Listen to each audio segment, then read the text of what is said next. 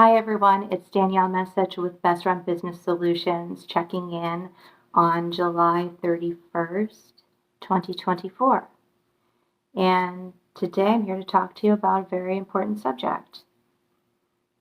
This July marks 34 years since the Americans with Disability Act was signed into law. And Disability Pride Month, the month of July, was officially established nearly a decade ago. The ADA was signed into law on July 26, 1990 by President George H.W. Bush and protects the rights of people with disabilities against employment discrimination while fostering inclusion in society. And Disability Pride Month is very important and significant for me because I am the mother of a 9-year-old girl who was born with multiple permanent and significant disabilities. My daughter has severe autism. She is nonverbal. She uses a special speech generating device and sign language to communicate. She's deaf in one ear, and she has a number of developmental delays in almost every area of her life, and she requires a significant amount of assistance for daily living and to secure her safety. My life is better because I have my daughter and because I was introduced to the world of disability and living with disability. And if it weren't for me having this experience with my child, I may not have found the courage that I had 2 years ago to step out and become an independent consultant and start my own business. So here I am today saying that I am the parent of a disabled child, and I'm not ashamed of that fact, and I'm not embarrassed by that fact, and I am, in fact, very proud to be my child's mother. And with that being said, I gave some thought to what significant contribution I could make to Disability Pride Month, and the first way was to share with all of you and declare that my child is disabled and I am proud to be her parent. And the second contribution I have is regarding a very important subject, which is seizure awareness and seizure first aid. So among many of our challenges, my daughter is high risk to have seizures, and she has had several in her lifetime, fortunately only a handful. And the most recent one happened just a week or two ago. And I wanted to take a moment to share some information about seizures and provide you with some links that you can take a few minutes to look at and educate yourself about seizures. It's very important in the workplace and just to be a good, upstanding citizen and neighbor to know what does a seizure look like and what can I do if I see somebody having one. Now, a seizure is actually seizures involve sudden temporary bursts of electrical activity in the brain that change or disrupt the way messages are sent between brain cells. And these electrical bursts can cause involuntary changes in body movement or function, sensation, behavior, or awareness. And to name a few common triggers, fever is the number one, most important one we need to look out for. My child is to keep fever down or eliminate fever if at all possible.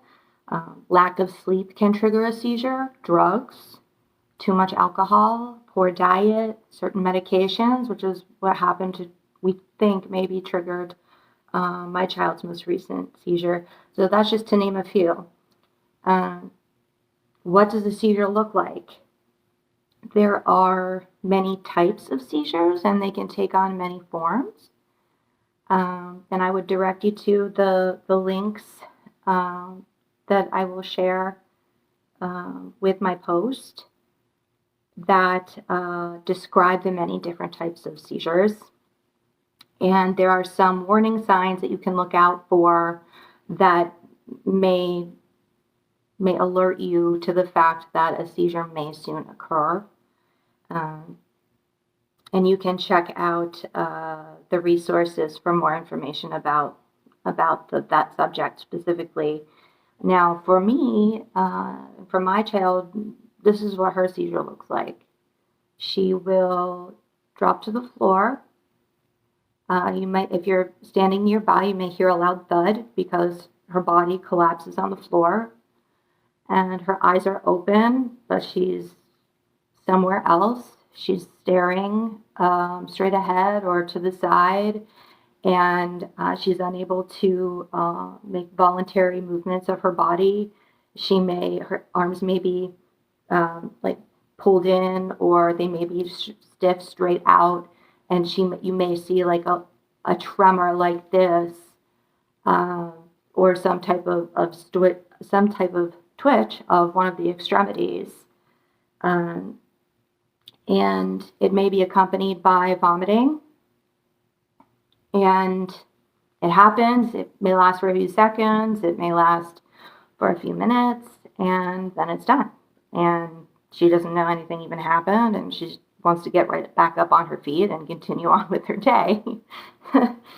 So it's important to make sure that when someone is having a seizure like this, that you remain calm, that you roll them onto their side so that if they do vomit, they don't choke on their vomit and die, and to keep their body free and clear from any foreign objects that may hurt them if they make a sudden movement and hit something.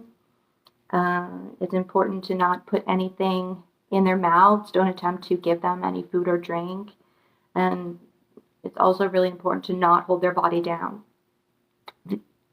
The other really important thing is to count the seconds that the seizure lasts for.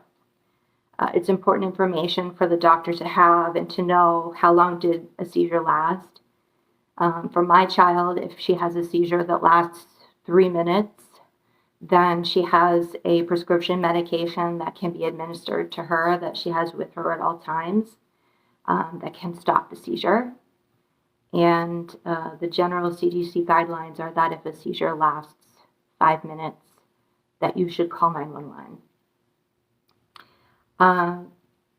So now you know what you can do if you see someone having a seizure and what it could look like. And it can be a very scary thing, but it happens. It has a beginning, a middle, and an end, and then it's done. And you move on. And I would really encourage you to just take a few minutes. The really important thing that it would just mean the world to me if you took 3 minutes out of your day to watch this video on YouTube that I'm sharing on seizure first aid. And it actually plays out a scenario of a young man on a basketball team in the gym having a seizure, and illustrates the safety things that you need to know, how to respond, what to do. So please take a few minutes to watch that video so that you can be a good coworker and a good neighbor and a good citizen by knowing what a seizure looks like and how to respond if you see someone having one. Thank you so much for taking the time to listen to me, and please know that when you do support Best Run Business Solutions, you support me, a mother of a permanently and significantly disabled child, and I sincerely appreciate your business. Thank you so much, and I hope you have a great day.